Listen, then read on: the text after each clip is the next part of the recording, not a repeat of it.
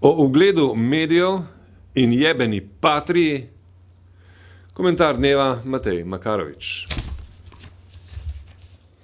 V slovenskih razpravah o televizijski oddaji Resnica o patriji se je pokazal poseben pomen besede ugleden.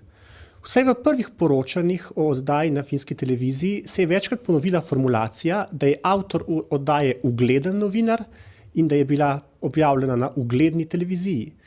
Ker velikanska večina Slovencev predtem ni poznala nobenega finskega novinarja in nobenega finskega medija, me je prav močno zanimalo, kako so bili nekateri tako hitro prepričani v to uglednost in kaj ta uglednost pravzaprav pomeni. Odgovor sta nam kmalu zatem ponudila dva ljubljanska komunikologa, ki sta verjetno tudi ugledna. Povedala sta, da v oddaji finske TV ni bilo treba predstavljati nobenih dokazov, ker so oddaja, televizija in novinar ugledni.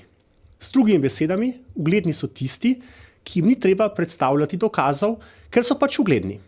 To me je spomnilo na nekega drugega slovenskega profesorja z iste ustanove kot tista dva komunikologa, ki je pred časom opravičeval svojo moč in privilegije v akademski sferi.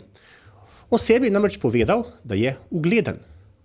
Ker so njegove znanstvene reference, kot vemo, bolj skromne in ta ugled očitno ne izhaja iz njegovih znanstvenih dosežkov, temveč prav nasprotno, ker je ugleden, se mu ni treba dokazovati z znanstvenimi dosežki.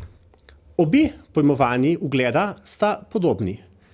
Izhajata pa iz fevdalne stanovske družbe, kjer se za ugled ni treba stalno potegovati, temveč je posamezniku z njegovim stanom vnaprej pripisan in dan. V taki tradicionalni družbi tako ne štejejo argumenti, temveč le status oziroma ugled govorca. Moderni ideali demokratičnega javnega diskurza pa so seveda povsem drugačni. Ne govorec, temveč dokazi so tisti, ki naredijo sporočilo prepričljivo. Le prepričljivo sporočilo pa je lahko vir ugleda novinarja in medija. Ugled namreč ni dan, temveč je z vsakim dejanjem znova na preizkušnji. Medijsko poročanje brez empiričnih in brez logičnih argumentov, kakršnega si je privoščil Magnus Berglund, je samo šolski primer neprofesionalnosti, ki si ne bi prislužil nobene pozornosti niti na Finskem, niti v Sloveniji, če ne bi bili slučajno ravno tik pred volitvami.